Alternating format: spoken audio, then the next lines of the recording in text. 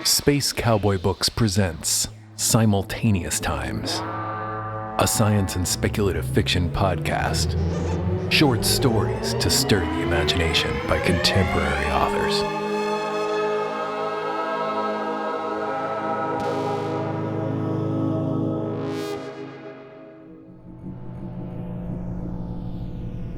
When You See a Dragon, You Run, by Jenna Hanchey, with music by Fog Machine, read by the author.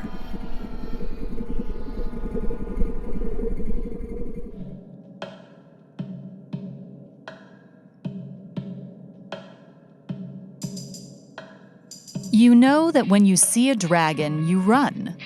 Everyone knows that.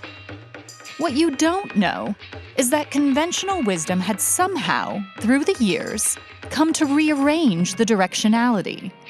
So when the startling shadow stretches out to block the sun over your new village, you find yourself the lone person running towards the dragon rather than away. You wouldn't have noticed the shift. Your family is reclusive and only recently moved into town at Gran's urging, winding on that dusty road past the mica-encrusted hills into the claustrophobic place you're now told to call home. You thus remain ignorant of the proper interpretation. In town, you hear it colloquially, "When you see a dragon, you run," mostly accompanied with a laughing snort about drunken men. Sure, your brow furrows each time, but though you know you're missing something in the strange application, you can't grasp what. Until now.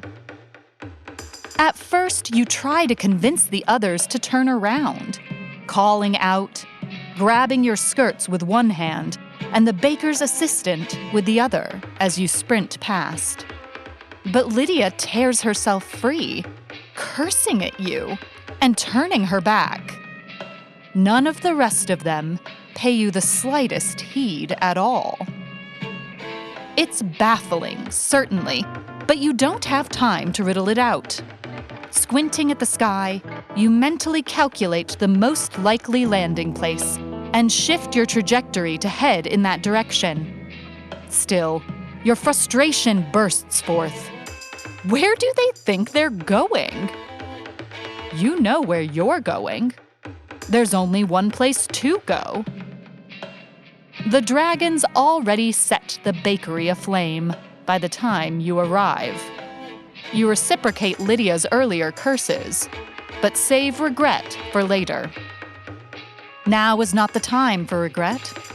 Now is the time to insert yourself between the bakery and the dragon, stand tall as the flames rise behind you, look the creature in the eye, and say, "My dear friend, what's wrong?" You must admit, as you wait for a response, you're slightly nervous. Gran told the stories over and over, so you're sure the phrasing is correct.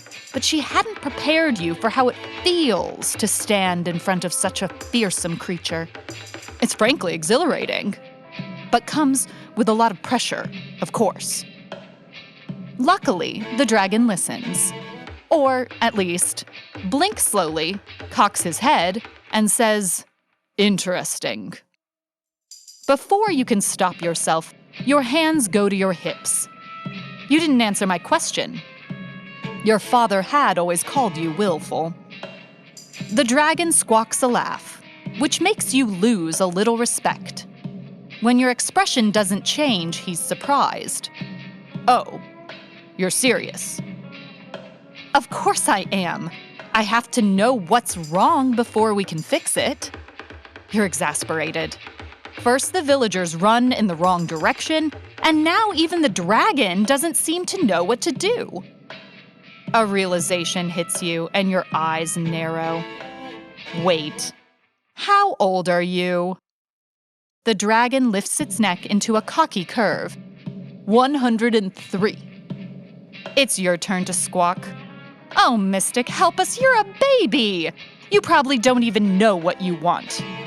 "Look who's talking, human!" you take a second to gather yourself, hand held to your forehead. You exhale. As Gran always says, stick to the low ground if you want to find shells when the tide's out. Okay, I apologize, that was uncalled for. Now, maybe we can figure this out together. You and I both know that you wouldn't be here setting the bakery on fire if you were completely happy at home, right? So what's going on? The dragon lifts a paw and scratches some scales under his wing. I don't know. Nothing really. Like you'd understand. He snorts, setting aflame a cart abandoned in the road. Try me. You hold out your hands and consciously widen your stance. Gran said to look open. Is this open? You feel awkward. You shift your weight back and forth for a few seconds before you decide it's better to be comfortable. Brushing off some ashes, you sit down on an abandoned box. Look, I've had my share of troubles at home. We just moved to this town you're about to burn down. Not like I'd care if you did. I tried to tell my father that I don't like it here, but he just makes it seem like it's my fault I don't fit in, because I don't try hard enough. And I do try. People here are just different. You look down, having cut a little too close to the current situation for comfort. The dragon flops on the ground with such force that it sends a wave of dust over you. He sighs. Dad's right. Mine won't let up. He always gets this weird grin and elbows me, saying things like, "When are you going to bring some treasure home? I'll bet you have your sights set on some nice gems, don't you?" Ugh. You nod. Their expectations are just not aligned with reality or something. Yes, exactly. The dragon throws a claw in the air. You don't like this town. I don't like shiny things. They give me a headache. But Dad says that a dragon without treasure is just a big lizard. He looks at you sheepishly. I thought if I burned some of your village and ate a couple people, he'd lay off. Maybe you could eat Lydia, you mumble. The dragon perks up. Could I? That would help. Your eyes widen, and you leap up in horror. No. Don't eat anyone. That was a joke. Oh. Huh. He laughs uneasily, smoke trickling from his snout, which he lowers to your eye level. Are human jokes always this deadly? Well, sometimes, you admit, but we don't mean them. He says, clearly still confused. It's just, I guess it's easier to make a joke than to admit that I feel lonely.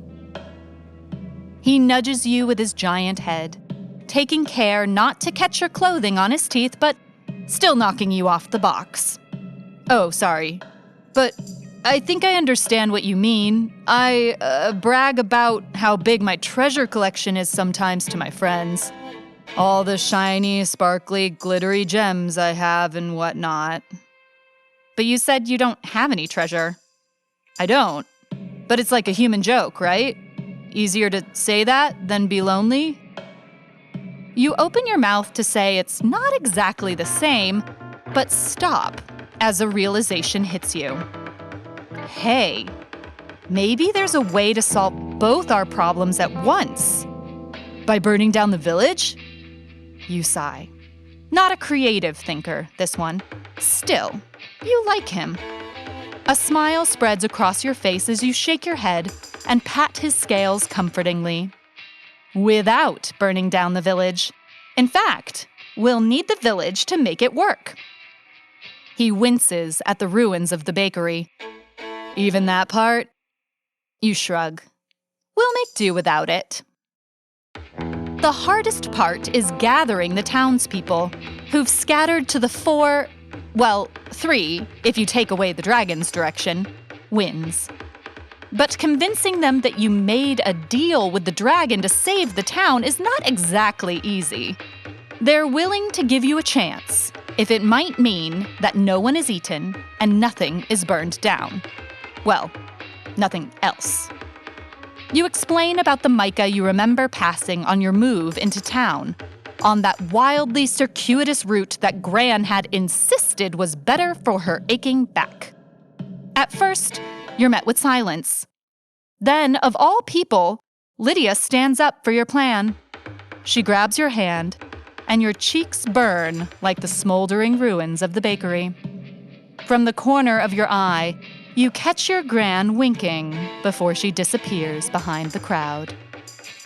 Once everyone's on board, it doesn't take long to bring the plan to fruition. The whole town is primed by the time the crew dispatched to the mica deposit returns with wagon loads of the glittery mineral.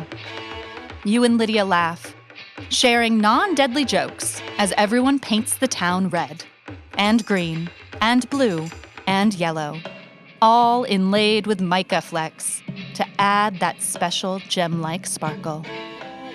When the dragon returns to the skies, father in tow, to show off how his treasure collection is the size of a whole village, no one runs this time, not even you.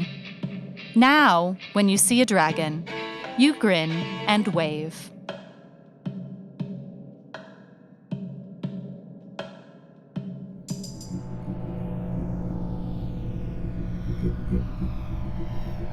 The Darling Murders by Jonathan Nevair, with music by Fog Machine, read by Jean-Paul Garnier.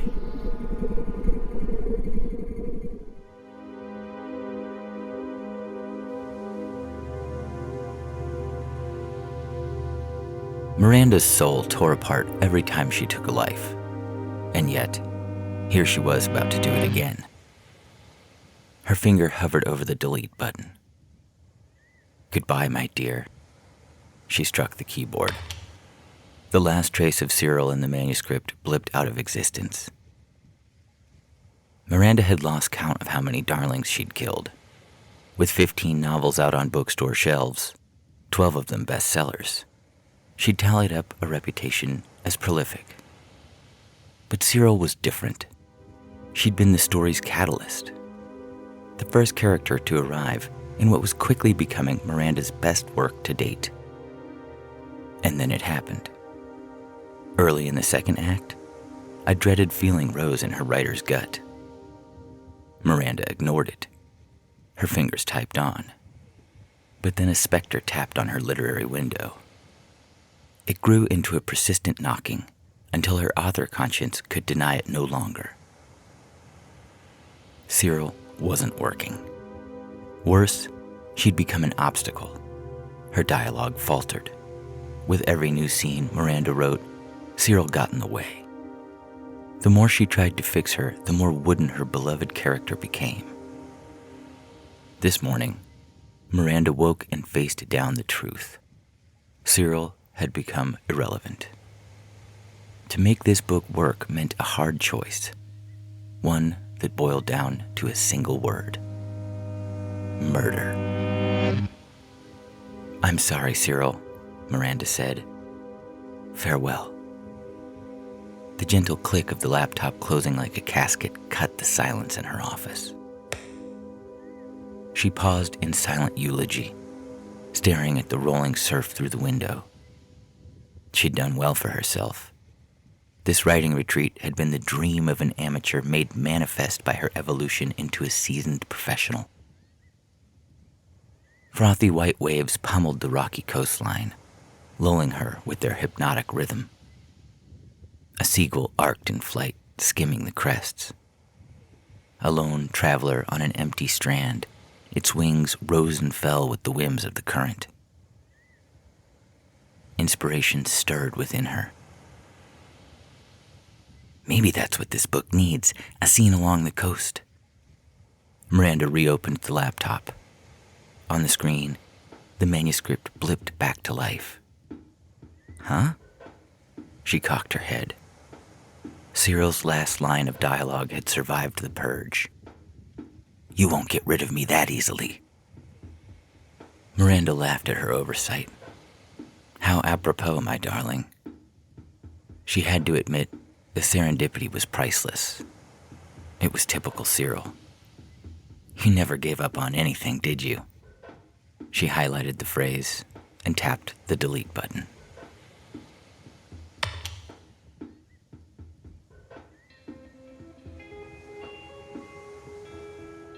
"We got another one." Cyril's eyes opened and went wide.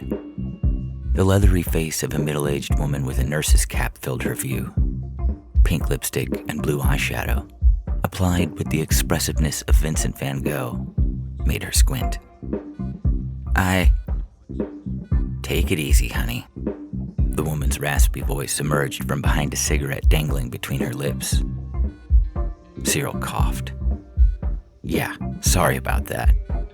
The nurse waved her hand through the plume. "Should you be smoking in here?" Cyril had no idea where here was. She lay in bed in what looked like a hospital. "It's the afterworld, honey." The woman wrote something on a chart. "The way you come in is the way you stay." Cyril glanced at the name tag on her uniform. Smoking nurse dying of cancer. "Is that true?" She pointed at the label. "What?" The nurse held out the clipboard. "Sign here." "That you have cancer?" Cyril signed the form. "Had it when I came in, we'll have it for all eternity. At least it's not metastasizing worse than it already has." She hacked. "You could say I'm in a perpetual state of suffering." She took a pull on the cigarette and blew out smoke. "Ain't we all in here?" "You don't have a name?" The nurse rolled her eyes. "We really have to make an orientation video," she said to a passing colleague. Cyril caught the other nurse's nod of agreement. "That is my name," smoking nurse dying of cancer said and coughed. It sounded to Cyril like half a lung was breaking loose. "At least I got a description. Some folks come in without anything more than side character or unimportant family relation. Worst one I've seen was, make him like that asshole from work." She took a drag on her cigarette. "Decent guy, though. Works down in outpatient processing." "And who am I?" "Oh, you're one of the lucky ones." Her pink lips curved into a smile. "You've got a proper name. Bit fancy, if you ask me." "Cyril?" "That's right." "What in the world is happening?" Cyril shimmied up so her back was against the headrest. Half of the beds in the ward were filled with patients. "Busy day," the nurse said. "Animals and monsters downstairs got hit real hard last week. Rumor has it some famous fantasy author scrapped half a draft." Cyril's mind swirled in confusion. "So, I am..." The last thing she remembered was arguing with Tammy, the leader of the Hampton High School clique. Despite all their trash talk, she'd refused to leave the party at Tallulah's house. She told them they couldn't get rid of her that easy, and then, blip, she woke up here. "Yeah, we get that look a lot when people first come in," smoking nurse dying of cancer said, pointing her cigarette. "It'll pass." "So we're all dead characters?" "That's a polite way to put it. Deleted is more accurate. Or murdered if you want to be part of the resentful bunch." She leaned down and patted Cyril on the arm. "Try not to go that way. That whole clan hangs out at the Gothic Cafe on the boulevard. They do nothing but brood. Works great for them, all dark and gloomy, writing depressing poetry. But if you're not crafted that way, you're not meant to be there. It just makes things worse." "Worse?" "Look, it ain't that bad here," smoking nurse dying of cancer shrugged. "I got spared all the future suffering of that medical drama. So many adjectives." She shook her head. "And long-winded, too. God knows what kind of emotional trauma was in store for me." The nurse rolled her eyes. "Thriller my ass. I was trapped inside literary fiction. Purple as can be. We're dead then? Cyril said. No longer part of our stories? That's the hard truth of it. Cyril watched the nurse mark something on the chart. Look, I'm putting you down as cleared to move on. You're a bit resistant, but I'm going to chalk it up to the fact that you're stubborn and a bit snobby. Excuse me? Cyril found herself making an expression she used when the Hampton clique got catty. Yeah, that's the look, the nurse pointed. It's a good one. Mention it in your placement interview. Could be good for retail. Did you say I look snobby? And a bit bitchy. Excuse me? She felt her jaw drop. Have you looked in the mirror? Smoking nurse dying of cancer raised an eyebrow. Its arc enhanced by a thick line of eyeliner, creased the leathery skin on her forehead. Cyril's mouth hung open, but she didn't know what to say. And yes, murdered is the fact of it. Either you became irrelevant or served your purpose in the story's development. Your author made the call. The nurse sat on the edge of the bed. We're all darlings here, honey. Another round coming in. Smoking nurse dying of cancer glanced in the direction of the voice. Listen, we got a bunch more coming up. I gotta move you on. Weekends are always the busiest. But yeah, you're done. So now you're here. You'll get used to it. The nurse ripped off the bottom half of the sheet on her clipboard and handed it to Cyril. She took it and read the information. Name, Cyril.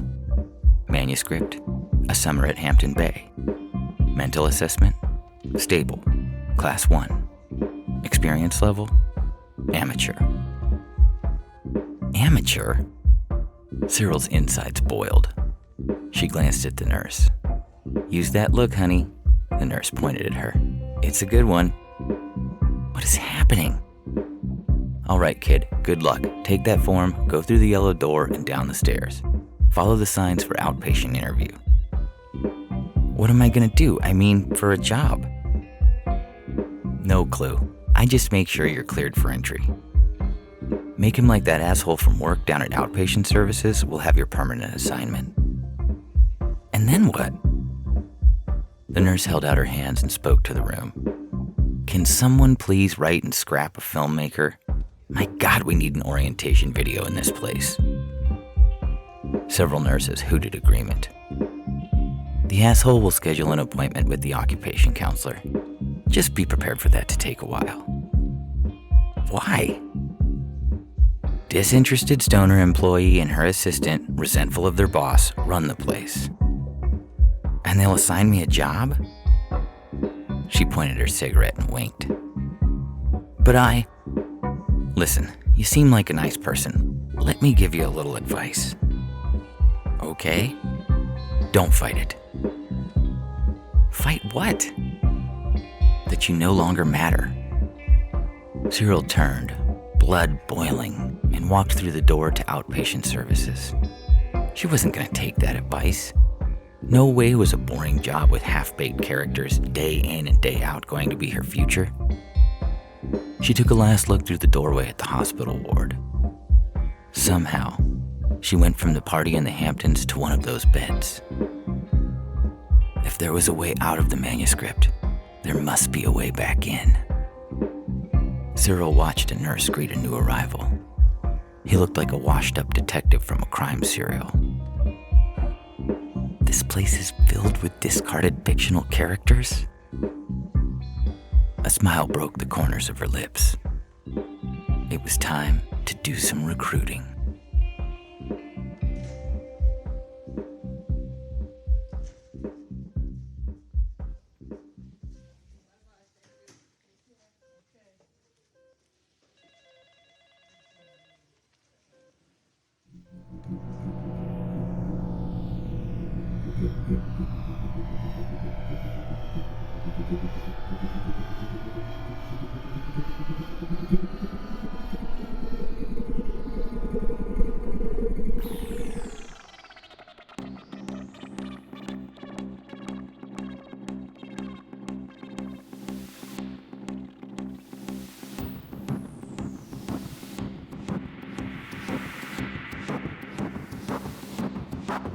In this episode of Simultaneous Times, you heard When You See a Dragon, You Run by Jenna Hanchey, with music by Fog Machine, and The Darling Murders by Jonathan Nevair, with music by Fog Machine. Theme music by Dane Lusko. Be sure to visit us at our bookstore in Joshua Tree, California, or visit us online at spacecowboybooks.com.